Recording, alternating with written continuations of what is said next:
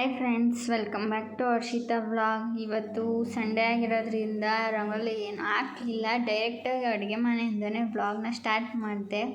ನಮ್ಮ ಹಸ್ಬೆಂಡ್ ಬೆಳಗ್ಗೆ ಬೇಗನೆ ಕೆಲ್ಸಕ್ಕೆ ಹೋಗಿದ್ದರಿಂದ ನಾನು ಒಬ್ಳಿಗೆ ಟಿಫನ್ ಮಾಡ್ಕೋಬೇಕಿತ್ತು. ಸೊ ಅವಲಕ್ಕಿ ಮಾಡ್ಕೊಳ್ಳೋಣ ಅಂತೇಳಿ ರೆಡಿ ಮಾಡ್ಕೊತಾ ಇದ್ದೀನಿ. ಏನಿಲ್ಲ, ನಾನು ಒಬ್ಳಿಗೆ ಆಗಿರೋದ್ರಿಂದ ಒಂದು ಈರುಳ್ಳಿ, 3 ಹಸಿಮೆಣ್ಸಿನ್ಕಾಯಿ, ಒಂದು ಅರ್ಧ ಟೊಮೊಟೊ, ಸ್ವಲ್ಪ ಕೊತ್ತಂಬರಿ ಸೊಪ್ಪು ಎಲ್ಲನೂ ಸಣ್ಣದಾಗಿ ಕಟ್ ಮಾಡ್ಕೊತಾ ಇದ್ದೀನಿ. ಕ್ಯಾರೆಟ್ ಇದ್ದರೆ ನಿಮ್ಮ ಹತ್ರ ಕ್ಯಾರೆಟು ಹಾಕ್ಕೊಳ್ಳಿ, ನಾನು ಹಾಕ್ಕೊಂಡಿದ್ದೀನಿ. ಇವತ್ತು ಸಂಡೇ ಏನು ಸ್ಪೆಷಲ್ ಮಾಡಿಲ್ಲ ಸದ್ಯಕ್ಕೆ, ಅದಕ್ಕೆ ಅವಲಕ್ಕಿನೇ ಮಾಡೋಣ ಅಂತ ಮಾಡ್ತಾಯಿದ್ದೀನಿ. ನೀವೆಲ್ಲ ಏನೇನು ಸ್ಪೆಷಲ್ ಮಾಡಿದ್ರಿ ಅಂತ ಕಮೆಂಟ್ ಮಾಡಿ. ನನ್ನ ವೀಡಿಯೋಸ್ ಎಲ್ಲ ನಿಮ್ಗೆ ಇಷ್ಟ ಆಯ್ತಿದ್ರೆ ಲೈಕ್ ಮಾಡಿ, ಶೇರ್ ಮಾಡಿ ಆ್ಯಂಡ್ ಕಮೆಂಟ್ ಮಾಡಿ, ಸಬ್ಸ್ಕ್ರೈಬ್ ಆಗೋದನ್ನ ಮರಿಬೇಡಿ. ಈಗ ಅವಲಕ್ಕಿಗೆ ಮಾಡೋಕ್ಕೆ ಫಸ್ಟು ಒಂದು ಬಾಣಲಿ ಇಟ್ಕೋಬೇಕು. ಅದಕ್ಕೆ ಸ್ವಲ್ಪ ಎಣ್ಣೆ ಹಾಕ್ಕೊಂಡು ನಮ್ಗೆ ಎಷ್ಟು ಬೇಕೋ ಅಷ್ಟು ಕಡಲೆ ಬೀಜ ಹಾಕೋಬೇಕು. ನಂಗೆ ಕಡಲೆ ಎಲ್ಲ ಜಾಸ್ತಿ ಇಷ್ಟ ಆಗೋಲ್ಲ, ಸೊ ಅದಕ್ಕೆ ಸ್ವಲ್ಪನೇ ಹಾಕೋತಾ ಇದ್ದೀನಿ. ಕಡಲೆ ಬೀಜ ಎಲ್ಲ ಸ್ವಲ್ಪ ಬ್ರೌನ್ ಕಲರ್ ಬಂದಮೇಲೆ ಅದಕ್ಕೆ ಕಡಲೆ, ಸಾಸಿವೆ, ಜೀರಿಗೆ ಎಲ್ಲನೂ ಹಾಕ್ಕೋಬೇಕು. ಉದ್ದಿನಬೇಳೆ, ಹೆಸ್ರುಬೇಳೆ ಇದ್ದರೂ ಎರಡರಲ್ಲೊಂದು ಹಾಕ್ಕೋಬೋದು, ಆಪ್ಷನಲ್ ಅದು.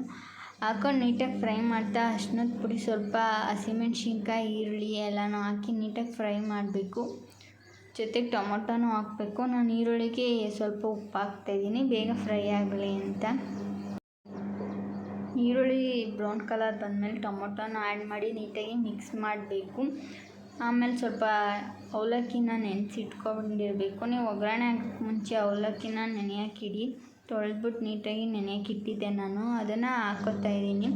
ಹಾಕಿ ಲಾಸ್ಟಲ್ಲಿ ಸ್ವಲ್ಪ ಕ್ಯಾರೆಟ್ ತುರ್ಕೊಂಡಿರ್ತೀವಲ್ಲ ಅದನ್ನು ಸ್ವಲ್ಪ ಆ್ಯಡ್ ಮಾಡಿಕೊಂಡು, ಕೊತ್ತಂಬರಿ ಸೊಪ್ಪು ಆ್ಯಡ್ ಮಾಡಿಕೊಂಡು, ಉಪ್ಪೆಲ್ಲ ಅವಲಕ್ಕಿಗೆ ಇವಾಗ ನಾವು ಎಷ್ಟು ಬೇಕೋ ಅಷ್ಟು ಉಪ್ಪನ್ನ ಆ್ಯಡ್ ಮಾಡ್ಕೋಬೋದು. ಆ್ಯಡ್ ಮಾಡ್ಕೊಂಡು ನೀಟಾಗಿ ಮಿಕ್ಸ್ ಮಾಡಿದ್ರೆ ಅವಲಕ್ಕಿ ರೆಡಿ ಆಗುತ್ತೆ. ಅವಲಕ್ಕಿ ಚಿತ್ರಾನ್ನ ರೆಡಿ ಆಗಿತ್ತು, ತುಂಬಾ ಟೇಸ್ಟಿಯಾಗಿ ಬಂದಿತ್ತು.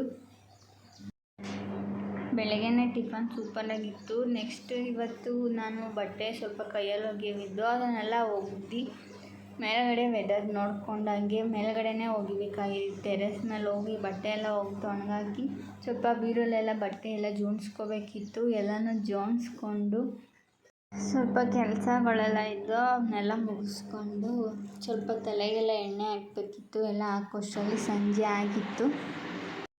ಸಂಜೆ ಅಂದಮೇಲೆ ಇದ್ದೇ ಇರುತ್ತಲ್ಲ, ಯಾಕೋ ಇವತ್ತು ಸ್ವಲ್ಪ ಕಾಫಿ ಕುಡಿಬೇಕು ಅನಿಸಿದ್ದಕ್ಕೆ ಸ್ವಲ್ಪ ಕಾಫಿ ಕುಡಿದು. ನಿಮ್ಮ ಕಡೆ ಎಲ್ಲ ಮಳೆ ಹೆಂಗೆ ಬರ್ತಾಯಿದೆ ಅಂತ ಕಮೆಂಟ್ ಮಾಡಿ. ಇಲ್ಲೇ ಒಂದಿನ ಬರುತ್ತೆ, ಒಂದಿನ ಬರೋಲ್ಲ, ಆ ರೀತಿ ತುಂಬಾ ಸೆಕೆ ಇದೆ. ನಿಮ್ಮ ಕಡೆ ಎಲ್ಲ ವೆದರ್ ಹೆಂಗಿದೆ ಅಂತ ಕಮೆಂಟ್ ಮಾಡಿ. ಟೆರೆಸ್ ಮೇಲೆಲ್ಲ ಬಟ್ಟೆ ಒಣಗಕ್ಕೆ ಬರೋ ಅಷ್ಟರಲ್ಲಿ ನಮ್ಮ ಮನೆಯವರು ಮಟನ್ ತಂದಿದ್ರು. ಇವತ್ತು ಸಂಡೇ ಅಂದರೆ ಏನಾದರೂ ಸ್ಪೆಷಲ್ ಮಾಡಲೇಬೇಕಲ್ವ, ಸೊ ಅದಕ್ಕೆ ಮಟನ್ ತಂದಿದ್ರು. ಸೊ ಮಟನ್ ಸಾರು ಮಾಡೋಣ ಅಂತ ಎಲ್ಲ ರೆಡಿ ಮಾಡ್ಕೊತಾ ಇದ್ದೀನಿ. ಏನಿಲ್ಲ, ಎಣ್ಣೆ ಹಾಕ್ಕೊಂಡು ಮಸಾಲೆಗೆ ಇದು ರೆಡಿ ಈರುಳ್ಳಿ, ಶುಂಠಿ, ಬೆಳ್ಳುಳ್ಳಿ, ಟೊಮೊಟೊ, ಗಸಗಸೆ, ಚಕ್ಕೆ, ಲವಂಗ ಎಲ್ಲನೂ ನೀಟಾಗಿ ಆ್ಯಡ್ ಮಾಡಿ ಫ್ರೈ ಮಾಡ್ಕೋಬೇಕು. ಟೊಮೊಟೊ ಸ್ವಲ್ಪ ಮೆತ್ತೆ ಆಗೋವರೆಗೂ ನೀಟಾಗಿ ಫ್ರೈ ಮಾಡಿಕೊಂಡು ಲಾಸ್ಟಲ್ಲಿ ಈ ಮಸಾಲೆಗೆ 2 ಸ್ಪೂನ್ ಧನಿಯಾ ಪೌಡರ್ನ ಆ್ಯಡ್ ಮಾಡಬೇಕು. ಗ್ಯಾಸ್ ಸ್ಟವ್ ಆಫ್ ಮಾಡಿ ಧನಿಯಾ ಪೌಡರ್ ಹಾಕಿ ನೀಟಾಗಿ ಮಿಕ್ಸ್ ಮಾಡಬೇಕು. ಮಿಕ್ಸ್ ಮಾಡಾದ್ಮೇಲೆ ಅದನ್ನು ಸ್ವಲ್ಪ ಆರೋಕ್ಕೆ ಸೈಡಲ್ಲಿ ಇಟ್ಟಿದ್ದೀನಿ.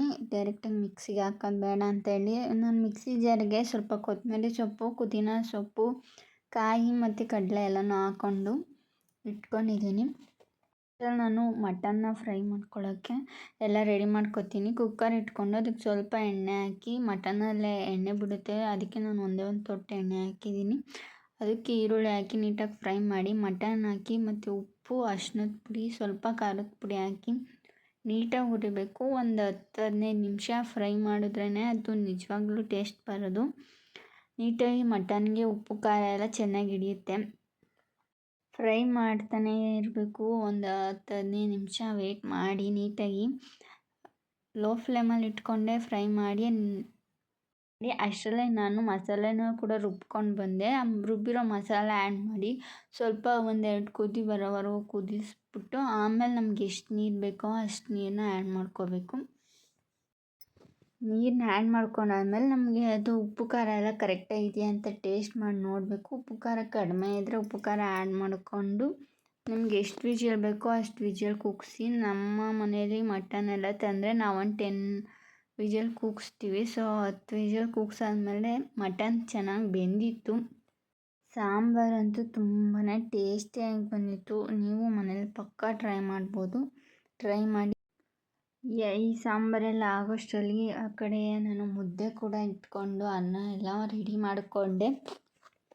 ಈ ಸಾಂಬಾರು ವಿಜಲ್ ಬರೋ ಅಷ್ಟರಲ್ಲಿ ನಮ್ಮ ಮನೆಯವ್ರು ಕೂಡ ಬಂದು ಪ್ರೆಷರ್ ಆದಮೇಲೆ ಊಟ ಮಾಡಿದ್ವಿ. ತುಂಬಾ ಟೇಸ್ಟಿಯಾಗಿ ಬಂದಿತ್ತು. ನೀವು ಟ್ರೈ ಮಾಡಿ.